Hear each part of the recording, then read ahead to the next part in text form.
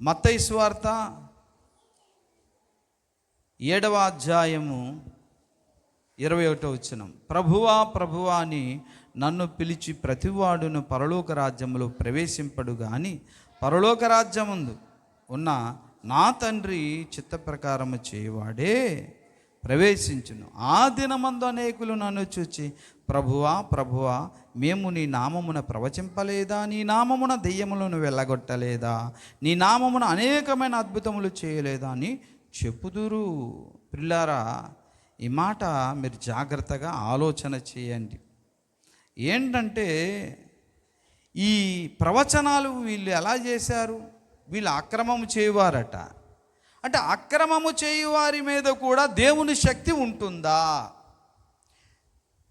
అబద్ధాలు పలికేటటువంటి బోధకుల మీద కూడా దేవుని శక్తి ఉంటుందా?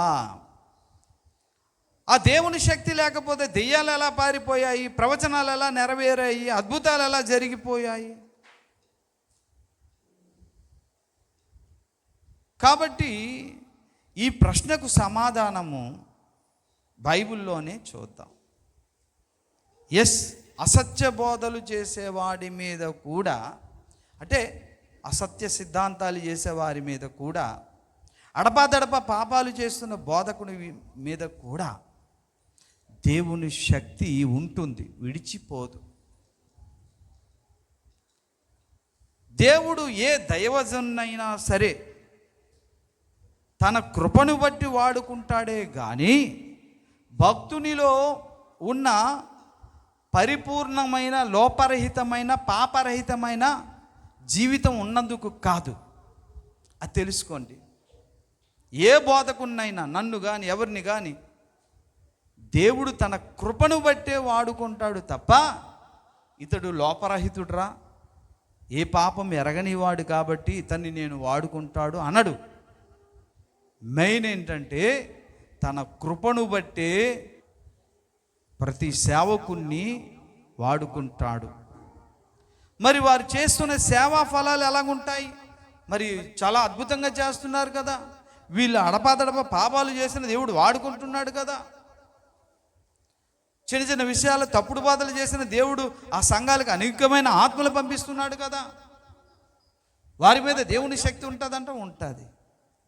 అది కూడా వాళ్ళ సేవా ఫలములో దేవుని కృప, దేవుని యొక్క క్షమ, దేవుని దీర్ఘశాంతానికి సాక్ష్యం. అది క్షమిస్తున్నాడు, మారుతాడులే, సత్యం తెలుసుకుంటాడులే అనుకుని కృప చూపుతూ వచ్చిన బిడ్డల కొరకు తనను కూడా క్షమిస్తూ వెళ్తుంటాడు.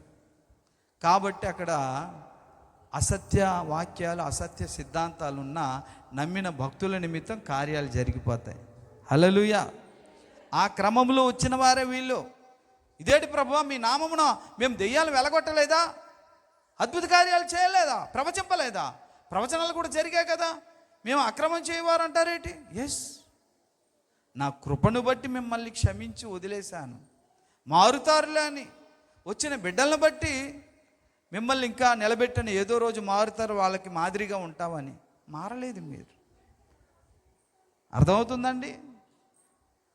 మరి ఇంకా మనము బైబిల్లో దానికి ఉదాహరణలు ఏదైనా చూడొచ్చు అంటే ఖచ్చితంగా చూడగలం. బైబిల్లో సంసోని జీవిత చరిత్ర మనకు. ఆత్మాభిషిక్తుడు, నాజీరు చేయబడిన వాడు ఎవరు? సంసోను. ప్రియులారా, దేవుని కృపచేత దైవ జనాంగాన్ని అనేక యుద్ధాల నుంచి కాపాడాడు.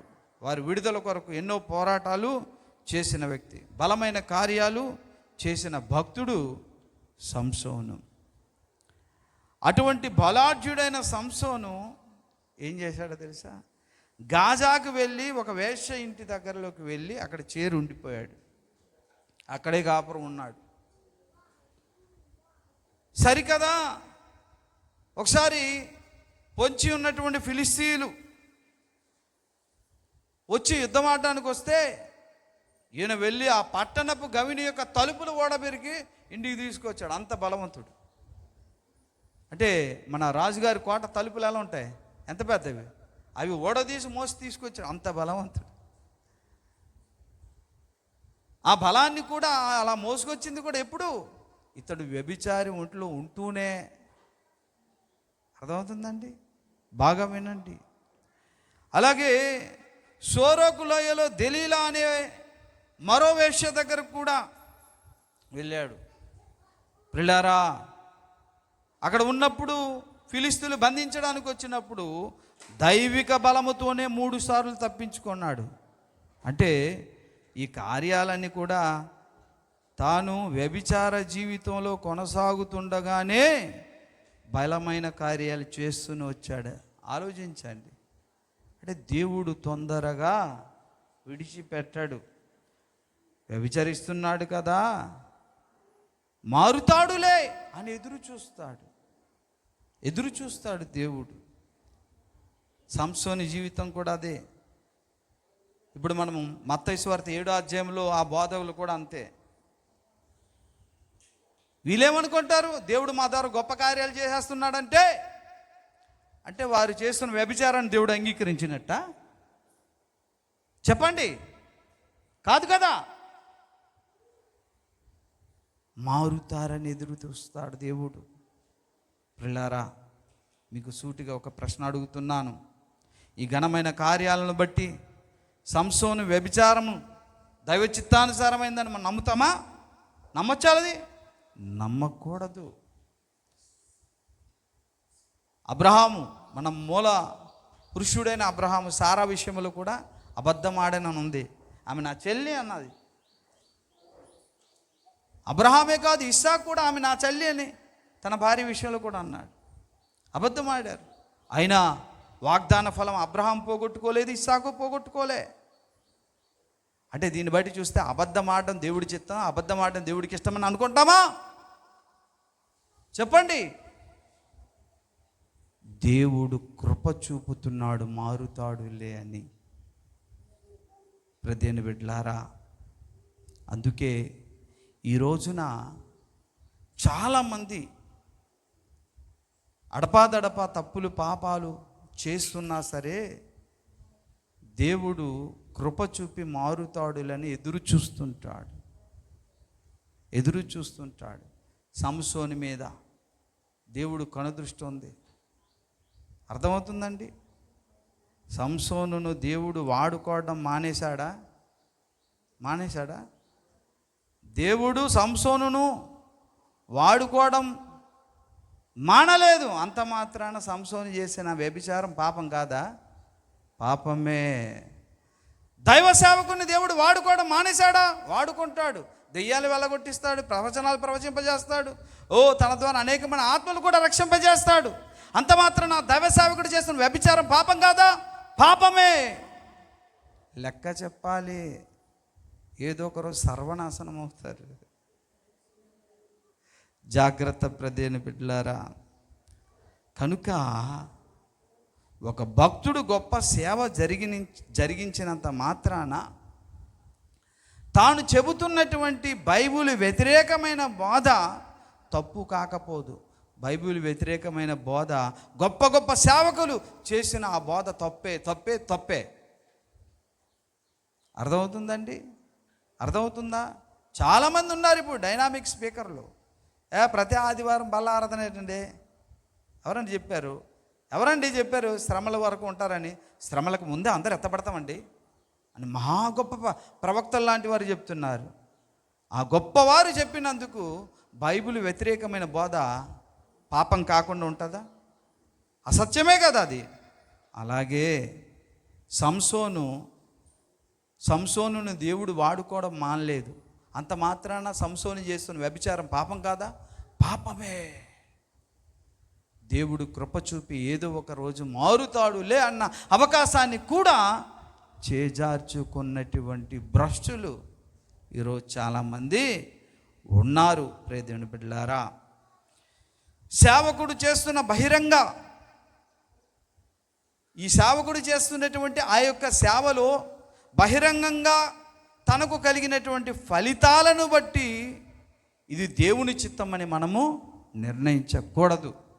ఒక సేవకుడు బహిరంగంగా సేవ చేస్తూ చర్చిలు కట్టిస్తాడు, గొప్ప మీటింగులు పెట్టిస్తాడు, విమానాల మీద తిరుగుతాడు, కార్ల మీద తిరుగుతాడు. అరే ఈ సేవడు గొప్పవాడేరా అని నువ్వు నిర్ణయించుకోక, డిసైడ్ అయిపోక, లోపల పాపము చేస్తూ కూడా అలా వాడబడిన వారు ఉన్నారు. అందుకే మత్తయి సువార్త 7వ అధ్యాయంలో మనం చదివాము. సంసోని జీవితాన్ని కూడా ఇప్పుడు చూసాము. అబ్రాహాము ఇస్సాకులు అబద్ధమాడినా దేవుడికి ఇష్టమేట, ఆడమన్నాడా? కానీ కృప చూపాడు. కాబట్టి పిల్లారా, ఆయా భక్తులు జరిగించిన సేవా ఫలితాలన్నిటినీ పక్కన పెట్టి మనం ఏం చేయాలంటే, వారు బోధించిన బోధను, వారు అనుసరిస్తున్న సిద్ధాంతాలను వాక్యపు వెలుగులో పరీక్షించాలి ఈనాటి సంఘ విశ్వాసులు. అప్పుడే సార్వత్రిక సంఘము దేవుని చిత్తానుసారముగా సంపూర్ణ సిద్ధి పొందుద్ది. లేకపోతే పరీక్షలు మాకెందుకండి? సేవా ఫలితాలను బట్టి అంచనా వేయకూడదు. సేవ దేని బట్టి జరుగు చెప్పండి? దేవుని కృపను బట్టి, నాలో ఉన్నటువంటి లోపరహితమైన ఆత్మీయ జీవితాన్ని బట్టి కాదు. ఎవరినైనా వాడుకొనియండి, దేవుడు కృపని బట్టే జరుగుద్ది. అక్కడ కార్యాలైన, ప్రవచనాలైన, దెయ్యాలు పారిపోవడమైనా దాన్ని చూసి ఈయన గొప్ప సేవకుడు అబద్ధాలు ఏం చెప్పడం అనుకోకండి. పౌలంతటి మహాప్రసంగికులైన, అద్భుతాలు చేసిన వ్యక్తి అయినా బెరయా పట్టణపు సంఘ విశ్వాసుల్లా బోధన ఎందులో పరీక్షించాలి? లేఖనాలలో పరీక్షించాలి. అలా పరీక్షించకపోతే యవనస్తుడైనటువంటి ఆ ప్రవక్త, యూదా ప్రవక్త, ముసలి ప్రవక్త మాటలకి, అబద్ధ బోధకి ఏమయ్యాడండి? బలైపోయి ఆఖరికి ఆ సింహము నోటిలో చిక్కిపోయాడు, చంపబడ్డాడు. కాబట్టి మనం ఎవరినైనా పెద్దయ్య గారండి, అది చాలా పెద్ద చర్చి ప్రపంచంలోనే, అక్కడికి 1,00,000 మంది వెళ్తారండి అని పై ఫలితాలను చూడొద్దు. అతడు చెప్పిన బోధ లేఖనాలు ఒప్పుకుంటుందో లేదో చూడాలి. ఏం పర్వాలేదులే, పైన చూసి మురిసిపోయి నమ్మారు.